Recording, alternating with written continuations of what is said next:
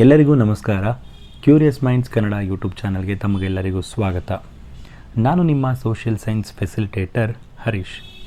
ಇಂದಿನ ವಿಡಿಯೋದಲ್ಲಿ ನಾವು 8ನೇ ತರಗತಿಯ ಸಮಾಜ ವಿಜ್ಞಾನ ವಿಷಯದ ಚೋಳರು ಮತ್ತು ದ್ವಾರಸಮುದ್ರದ ಹೊಯ್ಸಳರು ಈ ಪಾಠದ ಅಭ್ಯಾಸ ಪ್ರಶ್ನೋತ್ತರಗಳನ್ನು ನೋಡ್ತಾ ಹೋಗೋಣ. ಮೊದಲನೆಯದಾಗಿ, ಈ ಕೆಳಕಂಡ ವಾಕ್ಯಗಳನ್ನು ಸೂಕ್ತ ಪದಗಳಿಂದ ಪೂರ್ಣಗೊಳಿಸಿ. ಮೊದಲನೆಯ ಪ್ರಶ್ನೆ, ಚೋಳರ ರಾಜಧಾನಿ ಡ್ಯಾಶ್. ಉತ್ತರ ತಾಂಜಾವೂರು. ಎರಡನೆಯ ಪ್ರಶ್ನೆ, ಚೋಳರ ಕಾಲದಲ್ಲಿದ್ದ ಪ್ರತಿ ಗ್ರಾಮದ ಪ್ರಜಾಪ್ರತಿನಿಧಿಗಳ ಸಭೆಗೆ ಡ್ಯಾಶ್ ಎನ್ನುತ್ತಿದ್ದರು. ಉತ್ತರ ಪೆರಂಗುರಿ. ಮೂರನೆಯ ಪ್ರಶ್ನೆ, ಚೋಳರ ಕಾಲದಲ್ಲಿ ಅತ್ಯಂತ ಪ್ರಸಿದ್ಧವಾದ ವಿದ್ಯಾಕೇಂದ್ರ ಅಥವಾ ಅಗ್ರಹಾರ ಡ್ಯಾಶ್. ಉತ್ತರ ಉತ್ತರ ಮೇರೂರು. ನಾಲ್ಕನೆಯ ಪ್ರಶ್ನೆ, ಬೆಂಗಳೂರು ಬಳಿಯ ಬೇಗೂರಿನಲ್ಲಿ ಚೋಳರು ಕಟ್ಟಿಸಿರುವ ದೇವಾಲಯ ಡ್ಯಾಶ್. ಉತ್ತರ ಬೇಗೂರಿನ ಚೌಳೇಶ್ವರ. ಐದನೆಯ ಪ್ರಶ್ನೆ, ಹೊಯ್ಸಳರ ಅರಸರ ಅಂಗರಕ್ಷಕ ಪಡೆ ಡ್ಯಾಶ್. ಉತ್ತರ ಗರುಡ. ಆರನೆಯ ಪ್ರಶ್ನೆ, ರಾಘವಾಂಕನು ರಚಿಸಿದ ಕಾವ್ಯ ಡ್ಯಾಶ್. ಉತ್ತರ ಹರಿಶ್ಚಂದ್ರ. ಈಗ ಏಳನೆಯ ಪ್ರಶ್ನೆ, ಚೋಳ ಸಾಮ್ರಾಜ್ಯದ ಶಿಲ್ಪಿ ಯಾರು? ಉತ್ತರ ಚೋಳ ಸಾಮ್ರಾಜ್ಯದ ಶಿಲ್ಪಿ 1ನೇ ರಾಜರಾಜ.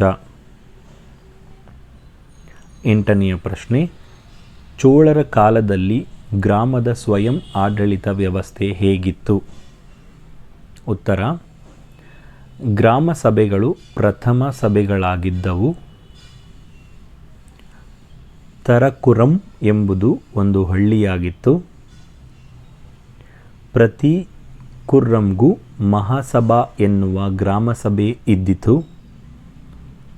ಇದನ್ನು ಪೆರಂಗುರಿ ಎಂದು, ಅದರ ಸದಸ್ಯರನ್ನು ಪೆರುಮಕ್ಕಳ್ ಎಂದು ಕರೆಯಲಾಗುತ್ತಿತ್ತು. ಸದಸ್ಯರನ್ನು ಚುನಾವಣೆಯ ಮೂಲಕ ಹಾರಿಸಲಾಗುತ್ತಿತ್ತು. ಸಂಸ್ಕೃತ ವಿದ್ವಾಂಸರು ಹಾಗೂ ಶ್ರೀಮಂತರು ಈ ಚುನಾವಣೆಗೆ ಅರ್ಹರಾಗಿದ್ದರು. ಭೂ ಆದಾಯದ 6ನೇ 1 ಭಾಗವನ್ನು ಕಂದಾಯವನ್ನಾಗಿ ವಸೂಲಿ ಮಾಡುತ್ತಿದ್ದರು. 9ನೆಯ ಪ್ರಶ್ನೆ, ಹೊಯ್ಸಳರು ಸಾಹಿತ್ಯಕ್ಕೆ ಯಾವ ರೀತಿ ಪ್ರೋತ್ಸಾಹ ನೀಡಿದ್ದರು ಎಂಬುದನ್ನು ತಿಳಿಸಿ. ಉತ್ತರ ಹೊಯ್ಸಳರ ಕಾಲದಲ್ಲಿ ಕನ್ನಡ ಸಾಹಿತ್ಯ ವಿಪುಲವಾಗಿ ಬೆಳೆಯಿತು. ಕವಿಗಳು ಮತ್ತು ಕೃತಿಗಳು: ರುದ್ರಭಟ್ಟ ಜಗನ್ನಾಥ ವಿಜಯ, ಜನ್ನ ಯಶೋಧರ ಚರಿತ, ಹರಿಹರ ಗಿರಿಜಾ ಕಲ್ಯಾಣ, ರಾಘವಾಂಕ ಹರಿಶ್ಚಂದ್ರ ಕಾವ್ಯ, ಕೇಶಿರಾಜ ಶಬ್ದಮಣಿ ದರ್ಪಣ, ರಾಮಾನುಜಾಚಾರ್ಯ ಶ್ರೀ ಭಾಷ್ಯ, ಪರಾಶರ ಭಟ್ಟರು ಶ್ರೀ ಗುಣರತ್ನಕೋಶ. ಇದಿಷ್ಟು ಈ ಒಂದು ಪಾಠದ ಅಭ್ಯಾಸ ಪ್ರಶ್ನೋತ್ತರಗಳಾಗಿತ್ತು. ನಿಮ್ಮೆಲ್ಲರಿಗೂ ಈ ವಿಡಿಯೋ ಇಷ್ಟ ಆಗಿದೆ ಅಂತ ಅನ್ಕೋತೀನಿ. ಇಷ್ಟ ಆಗಿದ್ದರೆ ದಯವಿಟ್ಟು ವಿಡಿಯೋನ ಲೈಕ್ ಮಾಡಿ, ಹಾಗೆ ಶೇರ್ ಮಾಡಿ.